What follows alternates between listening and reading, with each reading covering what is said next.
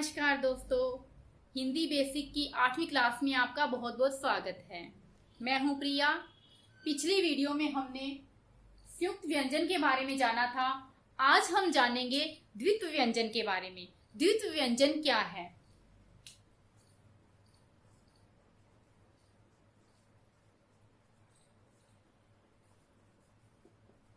द्वित्व व्यंजन क्या है? द्वित्व व्यंजन दो समान व्यंजनों के मेल से जो बनते हैं उन्हें कहा जाता है द्वित्व व्यंजन। यानी द्वित्व व्यंजन जो हैं वो दो समान व्यंजनों के मेल से बनते हैं। जैसे बात करें हम क प्लस क, ये है आधा क, इसके नीचे लगा है हलंत। तो हमने अभी बात की कि दो समान व्यंजनों के मेल से बनते हैं द्वित्व। द्वित्व नाम से पता लग रहा है दो एक जैसे व्यंजन एक समान व्यंजनों के मिलने से बनते हैं, वो होते हैं द्वित्व व्यंजन। तो ये दोनों समान व्यंजन है, ये भी क है और ये भी क है, दोनों सेम व्यंजन है, दोनों एक जैसे हैं, दोनों ही क हैं। तो समान व्यंजनों के मेल से बनते हैं ये आधा क और ये पूरा क। तो ये क्या बन जाएगा? कक। जो आधा क होता है उस पे कम जोर आता है और पूरे पे ज्यादा। कक जो हल्का सा बने कक कक। तो इससे क्या बनता है? ये है द्वित्व व्यंजन। तो इसी से कोई बनाएंगे अक्षर, कोई शब्द बनाएंगे थोड़ी। तो इससे क्या बनता है? जैसे सिक्का, सिक्का, छक्का। तो ये देखिए, ये सिक्का, ये छक्का, ये दो जो शब्द बनाए हैं ये हमने द्वित्व व्यंजन का प्रयोग करते हुए बनाए हैं, इसलिए हमने द्वित्व व्यंजन का प्रयोग किया है। तो द्वित्व व्यंजन क्या होते हैं? जो दो समान व्यंजनों के मेल से बनते हैं। यानी कि क और क दोनों ही एक जैसे व्यंजन है, दोनों ही एक समान व्यंजन है। आधा क और पूरा क मिलके बना कक। इससे शब्द बनते हैं सिक्का, छक्का, हक्का, बुक्का। इस तरह से इससे शब्द बनते हैं। इसी तरह से हम बनाते हैं स। देखिए ये सेम एक जैसे व्यंजन है दोनों, स स। तो दो समान व्यंजनों के मेल से क्या बना? ये सस। ये आधा स है और ये पूरा स है, सस। तो इससे शब्द बनेंगे जैसे रस्सी, लस्सी। इसी तरह से देखेंगे हम जैसे च और च, क्या बना? चच, चच। आधा च पूरा च, दोनों एक जैसे हैं, दोनों समान व्यंजन है और समान व्यंजनों के मेल से कौन सा शब्द बनेगा? जैसे बनेगा बच्चा, सच्चा। तो क्या होते हैं द्वित्व व्यंजन? जो दो समान व्यंजनों के मेल से बनते हैं द्वित्व व्यंजन। तो इस तरह के शब्द होते हैं रस्सी, लस्सी, सच्चा, बच्चा, हक्का, बुक्का, छक्का, सिक्का। तो इस तरह के जो शब्द होते हैं इनमें द्वित्व व्यंजनों का प्रयोग किया जाता है। द्वित्व व्यंजन होते हैं दो समान व्यंजनों के मेल से जो बनते हैं उन्हें कहा जाता है द्वित्व व्यंजन। तो अब बात आती है संयुक्ताक्षर की। संयुक्ताक्षर क्या होता है? संयुक्ताक्षर देखिए, पहले हमने किया था संयुक्त व्यंजन, अब हम करें संयुक्ताक्षर। संयुक्त अक्षर नाम से लग रहा है संयुक्त अक्षर। तो संयुक्त अक्षर क्या होते हैं? जो दो भिन्न व्यंजनों के मेल से बनते हैं उन्हें कहते हैं संयुक्ताक्षर। फिर से देखेंगे, जो दो भिन्न व्यंजनों के मेल से बनते हैं उन्हें कहा जाता है संयुक्ताक्षर। हमने इसमें भी यही बताया था। संयुक्त व्यंजन क्या बताए थे? संयुक्त व्यंजन के बारे में हमने बात की थी, तो हमने तभी यही बताया था कि दो भिन्न व्यंजनों के मेल से बनते हैं जो उन्हें कहते हैं संयुक्त व्यंजन। और इसमें भी क्या है? संयुक्त अक्षर भी क्या है? दो भिन्न व्यंजनों के मेल से बनते हैं उन्हें कहते हैं संयुक्त अक्षर। तो इनमें अंतर कहाँ हुआ? तो अंतर देखिए, अभी आपको जब मैं एग्जाम्पल दूंगी, समझाऊंगी, तब आपको अंतर समझ में आएगा। तो संयुक्त अक्षर होते हैं जो दो भिन्न व्यंजनों के मेल से बनते हैं उन्हें कहते हैं संयुक्ताक्षर। तो जैसे हम बात करें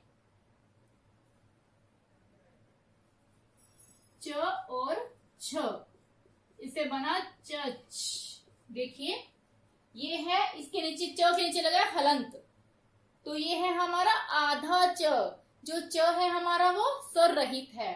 और छ चच, इससे क्या शब्द बनेगा? स्वच्छ। स्वच्छ क्या बनेगा? अच्छा।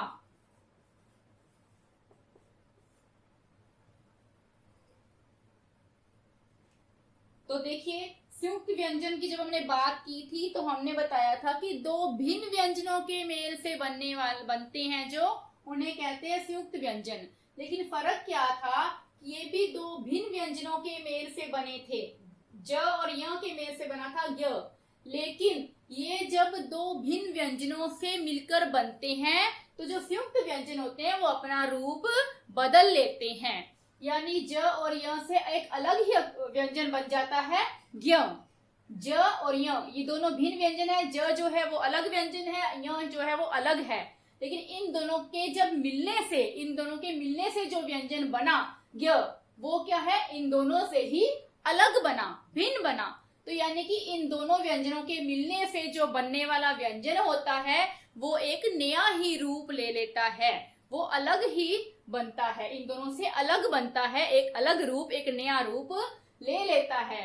जबकि संयुक्त अक्षर में भी हमने यही बात की कि दो भिन्न व्यंजनों के मेल से जो बनते हैं वो होते हैं संयुक्त अक्षर। लेकिन संयुक्त अक्षर में जो दो भिन्न व्यंजनों के मेल से बनेंगे वो अपना रूप नहीं बदलते। जैसे आधा च अलग भिन्न व्यंजन है और छ जो है एक भिन्न व्यंजन है। च अलग व्यंजन है, छ अलग व्यंजन है, दोनों के मेल से यही बना है चच, च छ चच यही बना है। इन्होंने अपना रूप नहीं बदला। जबकि संयुक्त व्यंजन में जब ये दो व्यंजन भिन्न व्यंजन मिल गए तो इन दोनों ने अपना रूप बदल लिया। लेकिन संयुक्त अक्षर में ये जब दो भिन्न व्यंजन मिले तो इन्होंने अपना रूप नहीं बदला, ये च छ से चच ही बना। तो यही इन दोनों में अंतर है, संयुक्त व्यंजन और संयुक्त अक्षर में। इसकी और एग्जांपल और उदाहरण देखेंगे संयुक्त अक्षर के। जैसे हमने बात की थी च और छ से क्या बना? स्वच्छ और अच्छा। तो ये जो शब्द हैं जिनमें हमने संयुक्त अक्षर का प्रयोग किया है इनको संयुक्त अक्षर कहा जाता है। आधा च है, इन्हें इकट्ठा ही बोला था स्वच्छ, संयुक्त अक्षर इनको कहा जाता है। तो इसमें और बात करेंगे, जैसे हम द और य, द और य जब भिन्न व्यंजन मिलेंगे तो क्या बन जाएगा? द्य, द्य। तो इससे क्या शब्द बनता है? विद्या, विद्या, वाद्य, वाद्य, विद्यार्थी, विद्यार्थी, विद्यालय, विद्यालय। तो देखिए जैसे द एक भिन्न व्यंजन है और य जो है वो एक भिन्न व्यंजन है, दोनों भिन्न व्यंजनों के मेल से क्या बना? द्य, इसका रूप नहीं बदला, द्य ही बना। तो इससे शब्द बने विद्या, वाद्य, विद्यार्थी, विद्यालय। तो ये क्या है? जो विद्या, वाद्य, विद्यार्थी शब्द है इनमें हमने संयुक्त अक्षर का प्रयोग किया है। तो अब दोस्तों हमने संयुक्त व्यंजन के बारे में जाना, द्वित्व व्यंजन के बारे में जाना, संयुक्त अक्षर के बारे में जाना और संयुक्त व्यंजन और संयुक्त अक्षर के में अंतर भी जाना कि इन दोनों में क्या अंतर है। अब हम बात करते हैं दोस्तों र के विभिन्न प्रयोग के बारे में। र का जो प्रयोग है वो किस तरह से किया जाता है। जो र है इसका विभिन्न प्रकार से प्रयोग किया जाता है। तो अलग अलग प्रयोग तरीके से इसका प्रयोग किया था। कैसे? एक तो हम र इस तरह से लिखते हैं, ऊपर लगाते, इस तरह से र लिखते हैं, इसको रेफ बोलते हैं हम। और एक र इस तरह से प्रयोग किया जाता है और एक र का प्रयोग हम इस तरह से करते हैं। तो इस तरह से भी र का प्रयोग किया जाता है, इसको रेफ के रूप में बोलते हैं, रेफ। ये र भी प्रयोग किया जाता है, इस तरह से भी ये अलग अलग र के प्रयोग हैं, विभिन्न प्रकार हैं, विभिन्न प्रकार से विभिन्न तरीकों से र का प्रयोग हम हिंदी में करते हैं। तो ये जो र है हम इसकी बात करते हैं सबसे पहले। तो ये जो र है इसको रेफ बोलते हैं, रेफ भी बोलते हैं हम इसको। तो ये जो र है ये स्वर रहित र है, यानी ये आधा र है, स्वर रहित। तो जब हम स्वर रहित र का प्रयोग करते हैं, स्वर रहित जब र का प्रयोग करते हैं हम, तो र जो है वो अपने आगे वाले व्यंजन पर रेफ के रूप में प्रयोग किया जाता है। बताते हैं, बात करते हैं, कैसे एग्जांपल देखते हैं। जैसे इस र का प्रयोग करते हैं, हम लिखते हैं बर्फ, बर्फ। तो इस तरह से हम रेफ के रूप में इस र का प्रयोग करते हैं, बर्फ। और ये र क्या है, आधा है, स्वर रहित है। अब देखें, इसके टुकड़े करके देखेंगे हम, ब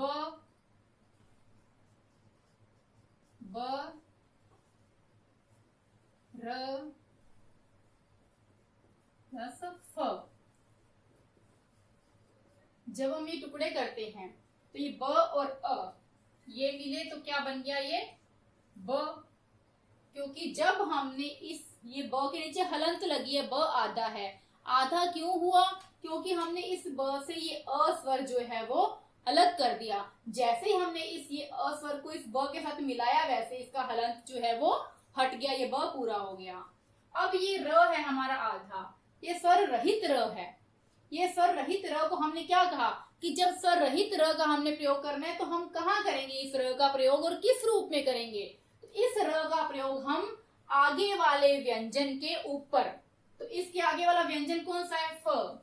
अब ये फ हमारा है इसके आगे वाला, तो ये फ लिख दिया हमने। इस र के आगे वाला व्यंजन कौन सा है, फ। फ लिख दिया। अब फ भी आधा है, फ के नीचे हलंत है। क्यों, क्योंकि फ से हमने अ अलग कर दिया, अ स्वर निकाल दिया, तो ये फ जो है वो आधा हो गया हमारा, हलंत लग गया। जैसे ही हम इस अ को फ के साथ मिला देंगे तो ये फ की हलंत जो है वो हट जाएगी, तो ये फ बन गया। अब हमने यही बात की थी कि स्वर रहित र को हमने कहाँ लगाना है, आगे वाले व्यंजन। अब बोल के देखें, इसको क्या बोलते हैं, बर्फ, बर्फ। तो ब के बाद र की आवाज आ रही है, बर्फ, बर। तो र से आगे वाला व्यंजन कौन सा हुआ, फ हुआ, बर्फ, बर्फ। तो र के बाद फ व्यंजन की आवाज आ रही है, तो र के आगे वाला व्यंजन कौन सा हो गया, फ हो गया। तो फ के ऊपर हम इस रेफ के रूप में इस र का प्रयोग करेंगे। फिर से देखते हैं, ये र जो है ये स्वर रहित र है। जब स्वर रहित र का प्रयोग किया जाता है तो उसका प्रयोग कैसे करते हैं, स्वर रहित र का प्रयोग आगे वाले व्यंजन के ऊपर, उससे आगे वाले व्यंजन के ऊपर रेफ के रूप में किया जाता है। जैसे हम बात करें पर्व, अब देखें पर्व, पर्व, प र, और ये बात करें व। तो अब देखिए ये हमने लगाया प और ये र है। अब इस र का हमने प्रयोग कहाँ करना है, आगे वाले व्यंजन। देखिए इस र का ये पीछे वाला व्यंजन है और ये आगे वाला व्यंजन है। ये र के पीछे वाला है, ये र के आगे वाला है। हमने क्या कहा कि इस र का स्वरहित र का प्रयोग हम कहाँ करेंगे, आगे वाले व्यंजन पे। इसके आगे वाला व्यंजन ये है, तो ये लगा दिया। आगे वाले व्यंजन पर रेफ के रूप में, यानी ऊपर, आगे वाले व्यंजन पर ऊपर लगाएंगे, तो ये हमने ऊपर लगा दिया, ये बन गया हमारा पर्व।